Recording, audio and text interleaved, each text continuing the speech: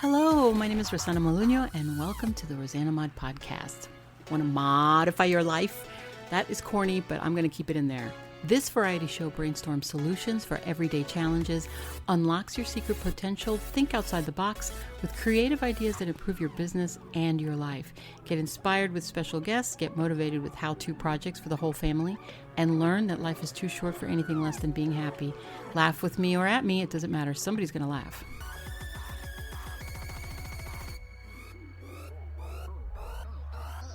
Welcome to the Rosanamod Variety Pod. This is your vessel and host, rosanamod, episode 124, 124. There's another lottery number for you. You're welcome. I'm in a mood today, so I just want to warn you. Well, anyway, this is an actual update from, if you hear any papers, it's because I got papers in my hand. Okay, it's not like a background sound or anything. It's just real papers. I'm not going to hide it. If you want to know anything about credit card hacks, you want to listen to episode 118. That was last week. Improve your credit score.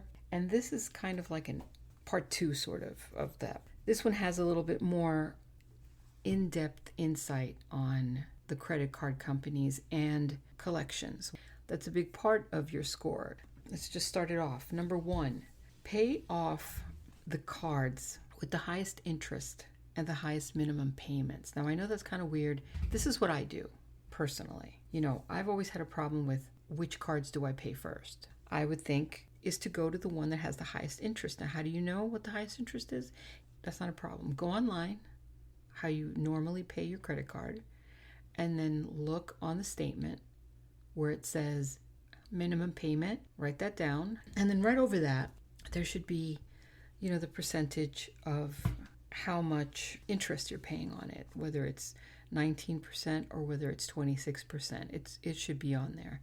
Also along with your limit. So you should always have this down. Now what do is I put it all down on index cards. I have one index card for each card.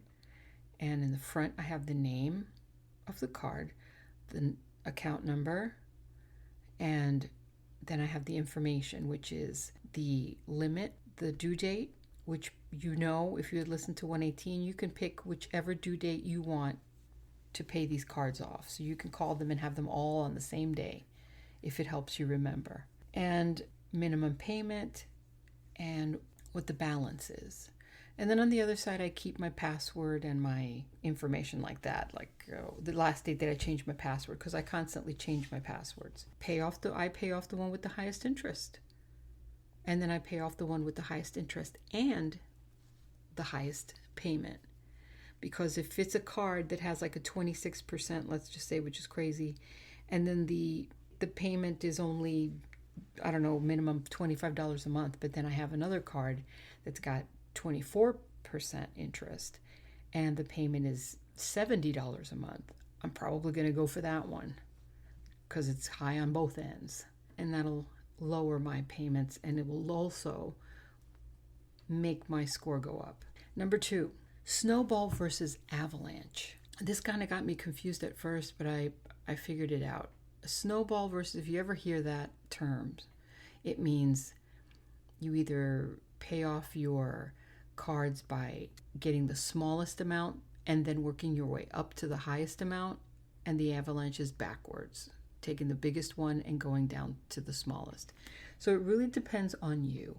If you have 10 credit cards and the smallest balance is $100 and the highest balance is, $3,000 or whatever, then the snowball would mean you take the smallest card, which is the $100 balance, pay that off, and then move on to the next card.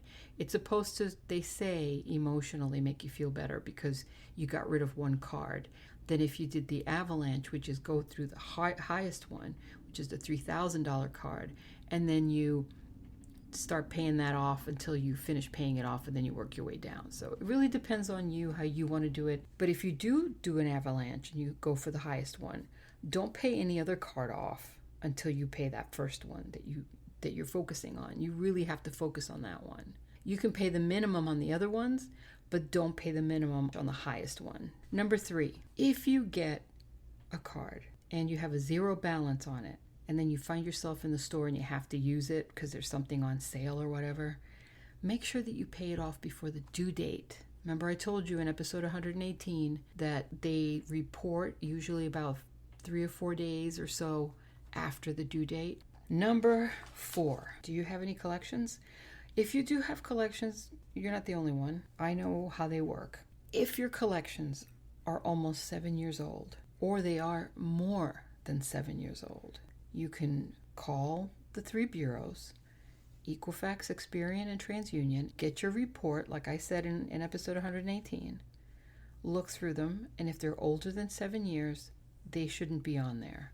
You have to ask them to remove it, because like I said, mistakes happen. And if you have one that's almost 7 years old, like 1 year left or something, or maybe 2 years left and you really can't afford to pay it, don't pay it. But here's the big thing that you have to remember. Do not call them. Do not contact them. Do not answer the phone if they call you. Once they get that initial contact from you, it registers in the system as a fresh date. So now that 7 years, that almost 7 years, has just jumped back to today because you just talked to them. So it keeps the account alive, kind of like restarted. Number 5, collections under 7 years. Are they closed accounts? Always negotiate. If you want to pay and you're trying to pay off your collections, just negotiate. Okay, most of these collection companies are getting these accounts like yours from companies that they sold it to them for like pennies. They want to make as much money as they can. So if you owed $500 and they closed your account for non-payment, they sold your account for like 5 cents to this ABC collection agency. ABC collection agency is going to be calling you to try and get all of that $500, even though they only paid 5 cents. Do you see? So it's always negotiable. You can do the same thing as these companies that fix your credit. All you have to do is, excuse the term, get ballsy enough to call these collectors and just talk to them. They're just telemarketers. They're just people. Get their little headset on their ears, playing on their cell phones and goofing around with the people around them, throwing candy and doing their nails maybe. I mean, picture it that way. Don't picture it like it's a bank. It's not, because they're open like 24 hours a day, some of them. You know, don't sweat it. Just, I've done it before. I've been a telemarketer before. It's not that big a deal. Just all you have to do is negotiate on your terms. Make sure that it's something that you can afford. They're going to try and get it as high as they can. Plus, they get commissions. So remember that. They're salesmen. Okay, but you got this. You can do it. Number 6, call the creditors and talk to them. I guess that's part of number 5. I just said it. Don't be afraid to talk to them. If you're not comfortable, you can get somebody else to talk for you and just tell them that they're you. I'm sorry. That's what I would do. If not, if you want to do it, then write down what you're going to say, questions that you're going to ask, and rebuttals that you have for them. And just explain to them, hey, I don't have the money. I don't have it. I'm not working right now. I can't pay this. I can't pay the $500. I'm not working. Where am I going to get the money? You know, you have to find a better number for me. Constantly whittle it down until it's as low as you can get it. And you can even make, I've actually had one call, I remember that, and it was like a $600 bill. I got them down to 3 because it had to be comfortable for me. And then once they write it off, make sure that you get that letter. Paid as agreed and closed. Number 7, if you get stalked or harassed, what do? Some of these people are crazy. So relentless is an understatement. I've been on both ends. I've been the caller and I have been the victim of these. I actually took these people to court a couple of times. I cannot mention who they are because I was sworn not to say, but I did take them to court for harassing phone calls. And it depends on the lawyer that you hire, which is part of this list too. But depending on the lawyer, that's how much money you're going to get back per call. You just have to make sure that you write all these names down of people that call you, get their names down, and then get their phone numbers, the name of the company, the date, and the time that they called. If it's on your phone, make it a contact and keep it and don't throw it away. If they send you voicemails, it's very important not to delete them and just keep them on your phone because you're going to be needing this if you open a case. How would you open a case? Well, it's simple. The first thing you do when they call you, you have to answer the phone and you have to say, who is this? This is ABC Collection Agency. Okay, how can I help you? Yes, I'm looking for Jane Smith. If you are Jane Smith, say, yes, I am Jane Smith. What do you need? Well, first of all, I want to verify and get your last 4 digits of your social. And say, no, see, first, no. You don't give them any kind of information. You never give anything. You don't give them your phone number. You don't give them your address. You don't give them anything. What happens is these people, ABC Collection Company, who just bought your account for 5 cents, they don't have any information. All they have are lead cards. They're cards that these salesmen get, and I know because I was a salesman. The only thing that they have on there is your name and your phone number. They might have your address. They usually don't have your account number, though. Guess what? They usually don't have all of the details of your dealings with that credit card company before they sold it. So these people don't know anything. And if they don't know anything, you are going to be able to win this case. How? Because what you're going to do is ask them, I feel very uncomfortable talking over the phone. You should have all my information because you're a collection company. So you say that this is my bill. I don't remember if this is my bill. I don't know who you are. Please mail me all the information that you have on me to the address that you have on file. Very important to say that because they usually don't have it. And then I'll respond. Please do not call me anymore. Put me on your do not call list, all you need to say. And then wait. If they're legitimate and they have all the information, you're going to get a letter in the mail with your account number and your name and how much you owe. But you might not get the full account number. You might not even get all the details. So you can write back, this is not my bill. I don't remember this. This is not mine. Can you please show me more? Can you please show me, the statements? If they don't send it to you, that's not your bill. You can easily call the bureaus and just tell them this is not your bill. You can remove that from my report, please. And if they keep calling you and harassing you, this is what you need to do. Go to www.ftc.gov. And what you're going to do is look at the information. They show you exactly what you need to do. Or you can call 1-888-5-OPT-OUT. And that's 1-888-567-8688. And that is a do not call registry. You give them your information, your phone number, and they'll put your phone number on a do not call list. Or you can also go to usa.gov/telemarketing. There was a law. It went into law March 1978, which is for the Federal Fair Debt Collection Practice Act, it's called. And you can get up to $1,000. Now, this depends on the lawyer. Under this law, it says that you can get up to $1,000. And then it was amended in 2010. I think that they raised that to $1,500. And that was because they kept calling after I told them not to call me. And I registered my do not call number. They continually called me. They called me from different phone numbers, and especially after 9 p.m., which is a no-no. That's actually against the law. They can't call you after 9 o'clock, and they can't call you on Sundays. Number 8, collections sometimes lie about the amount of money. Sometimes they say, you owe them $1,000 when you really only owe them $500 because they're trying to make as much money as they can. That's when you know that they don't have documentation. That's when you know that you've got them. They have to provide documentation within 30 days or they have to remove these things from the bureau reports.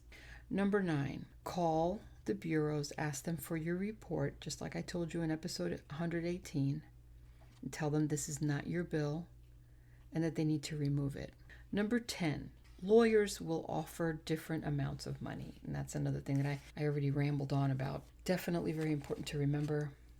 Every lawyer is different. You can call one lawyer and they'll say, well, I can get you with $500 a phone call. Let me see how many times they called you. If these people called you every day, 3 times a day for 6 months, a lawyer would love that, especially if you have all the documentation and you have the voicemails and you have the dates and times that they called you and you have names. That's even better. So call around, ask, the attorneys, see which one works and which one doesn't for you. Ask them about that act and see, what they can do for you. Tell them you're being harassed. And that's it. I mean, it's pretty simple. Don't get intimidated by collections. A lot of these companies are phony. Some of them are represented by attorneys, but you have to find that out. And there's a lot of scams out there, especially on the phone. They're going to try and get as much information they can from you. Don't give it to them. Don't give out anything over the phone. When somebody calls you asking for information, just hang up and say, look, mail me whatever you got to say. Just mail it to me. I don't do business over the phone. Sorry. Well, we need your address. We need to verify. You send me whatever you have on the documentation, the address that you have. Because if this is the right person, then you should have my right address. Bye. All right. Well, so that would be like the last part of the credit cards and scores and stuff, and I hope that helps you. And if it does help you, let me know. You know what to do, how to contact me, send me an email or whatever, and I will talk to you guys tomorrow for Thursday love relationship. That's my I don't even know what that is. Honestly, I don't know what that is. I'm exhausted. Always exhausted. When I'm on Buzzsprout Community on Facebook, I read these comments from other podcasters who say they can't stand to listen to their own voice. And I'm like, wow, that's not me at all. I love listening to myself because I hear mistakes and I hear things that I could have edited out that I didn't, or I'll just make a noise and I'm like, why would I do that? That's all I have for you guys. It's so nice that you listen. I love you for listening, and I wish I could just give you a big hug on that note, and that might be my ending. I will talk to you guys tomorrow for your Thursday love talk, and enjoy the rest of your day. Thank you for stopping in. I always appreciate your time, and I hope you gained something positive from today's episode. If you did, then share it. And please show your love in the links below. You will be helping me help you. If you want to contact me, I know you'll find a way because my avatar audience is a genius, like the host. So talk to you soon. God bless you. And what do we say? Ciao.